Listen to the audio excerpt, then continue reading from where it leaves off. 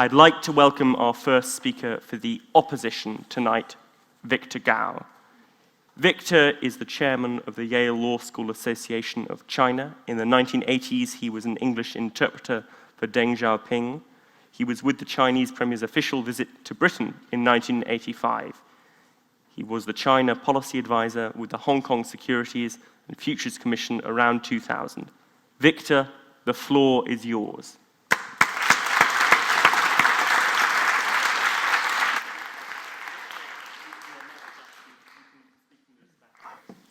Thank you, Mr. Chairman. Ladies and gentlemen, it's a great honor to be with you here. First of all, please allow me to invite you to join me to express our condolences to those people who died in the coronavirus in China and elsewhere. And also, please also allow me to invite you to join me to express our solidarity to this heroic and epic fight against coronavirus. This fight is not for China alone. This fight is for mankind. And I believe eventually we will win this fight. And the Chinese people, the British people, and the people of all the world will succeed in this fight against the coronavirus. Now, we listened very carefully to what Mr. Martin Lee had to say. I would say to call China a new imperial power in Hong Kong is a distortion of history, is a distortion of reality, and is a distortion of future which is to come. We all know about the history of Hong Kong. For more than 2,000 years, Hong Kong has been a part of China, ever since Emperor Qin Shi Huang united China in 221 BC. We know what happened in the 19th century. Hong Kong was taken away by Britain, the Imperial Britain, after the Opium War. But on the Chinese side, the Chinese government in the Republic of China period, and ever since 1949 in the People's Republic of China period, have never recognized the legitimacy of those treaties. They call those treaties unequal treaty. They didn't recognize Hong Kong as a colony of Britain.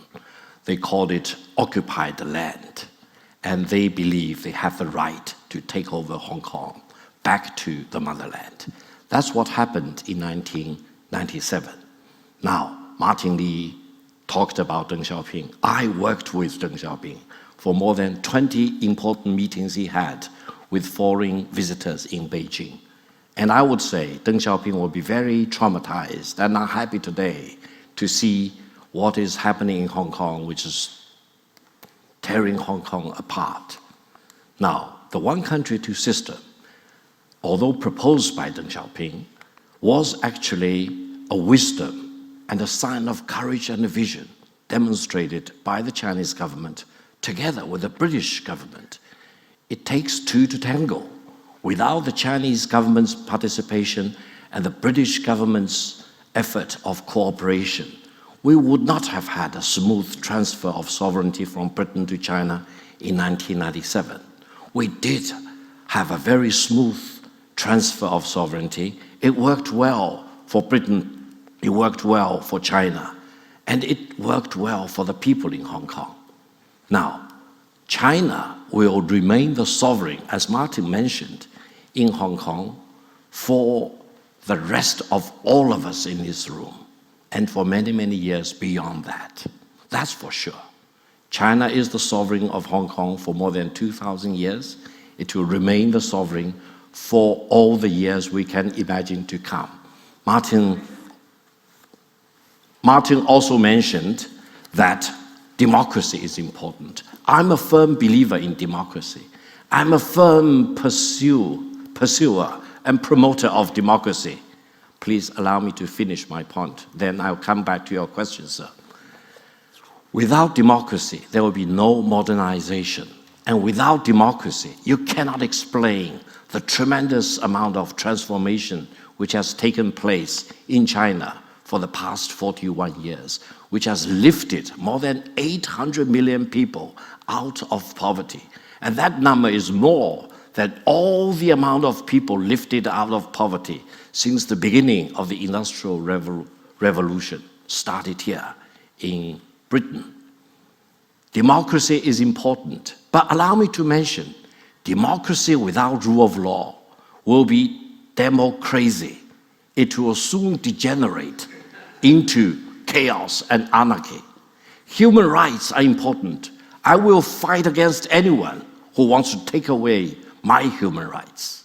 But human rights without democracy, human rights without rule of law will degenerate into disorder and anarchy.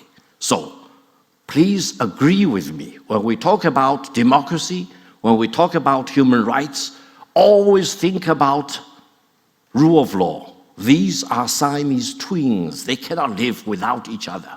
We also know when the British left Hong Kong in 1997, allow me to talk about the truth, the British did not leave behind too much democracy in Hong Kong. That's a fact. But let's give the British what they deserve. They did leave behind a deeply entrenched rule of law tradition, and that has served as the backbone of Hong Kong ever since then. Now, whether democracy in Hong Kong is perfect, I don't think so. There's always room to further promote democracy in Hong Kong. But do you want to promote democracy at the cost of rule of law? Allow me to emphasize one point. You cannot achieve democracy by smashing rule of law. The better way for Hong Kong is to promote democracy and protect human rights by committing to rule of law rather than going the other way. Therefore, we may have differences about the political situation in Hong Kong. We may have questions or answers or challenges about the situation in China. But also allow me to mention one point. The situation in China today is much better than 41 years ago. And the situation in Hong Kong today is in a very, very delicate and dangerous situation. Because if you see the society torn apart, if you see throwing of petrol bomb at innocent people, if you see burning HSBC, which is actually a British firm, if you see holding people fearing for their own lives, if you see kids can no longer go into school, do you call it democracy? Do you call it pursuit of human rights? No, this is wrong. This is the wrong side of the argument. Now, China is not an imperial power. What is the fun of being an empire in the world of today? I took classes with Professor Paul Kennedy when he taught at Yale. He was with Cambridge. He wrote the book, The Rise and the Fall of the Great Power. And in that book, he mentioned the overreach of empire. See the rise and eventual the fall or the collapse of empires? China does not want to see become an empire.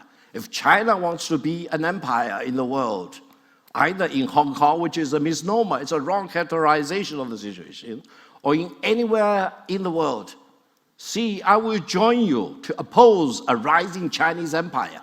That will not happen. Deng Xiaoping will not allow that. President Xi Jinping will not allow that to happen. The Chinese people will not allow that to happen. Do I still have time? Yes.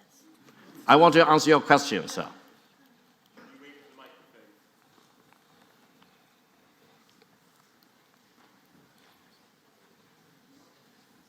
Thank you, madam.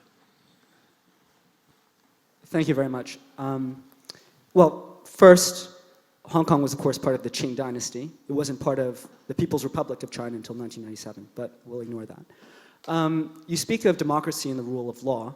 In 2014, when a lot of people went into the streets to protest at the fact that China wasn't keeping its promise for direct elections for the chief executive, there weren't really rule of law issues then. We didn't see protests. I mean, a lot of these, really, as you call them, violent protests, spirited protests, however you want to call them, have been emerging now because it's been years and years and years since that date when we were promised direct elections. I'm from Hong Kong, sorry, should have said that. So could you just speak to your love of democracy there? Thank you.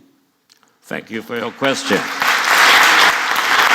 Can I ask you or any member in this audience, has Britain ever directly elected its prime minister? Never. Never. has the United States ever directly elected its president? Never. The Americans have never directly elected its president. Because this is what you have in Britain, this is what you have on the other side of the Atlantic. Direct election has never been the case in Britain or in the United States. Now, coming back to your question, why do you want to have Hong Kong have something that you don't have yourself? Confucius said, don't do to others that you do not want others do to you. This should be the better philosophy. So, let Hong Kong decide what they want to do, and if they eventually have their wisdom together, they will have whatever election that suits the Hong Kong people. And that's not a sign of imperial power of China. That's eventually what will happen in Hong Kong.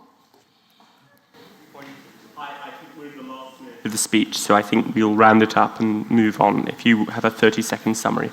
Thank you very much. Now, I'll be very brief. The situation in Hong Kong is important. I used to grow up in the 1970s where Hong Kong had more fixed line telephones than mainland China combined together. But now, the neighboring Shenzhen has larger population than Hong Kong, has higher GDP than Hong Kong, and is becoming a tech center in the world. Therefore, I would say, for all my compatriots in Hong Kong, I'm a Hong Kong permanent resident. I would say Hong Kong needs to get its act together.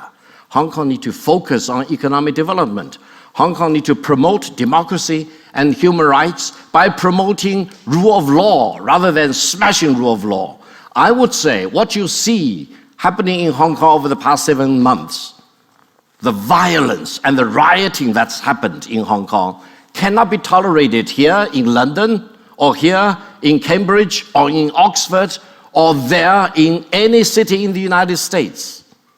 Therefore, while we all treasure democracy, while we all are committed to human rights, don't forget the other side of the equation. That is the importance of rule of law. Without rule of law, you will never have real, well-defined democracy and human rights. And that's what Hong Kong wants. Hong Kong wants to have greater democracy, greater rule of law, and greater human rights. That's what we, the people in Hong Kong, deserve. Thank you, Mr. President.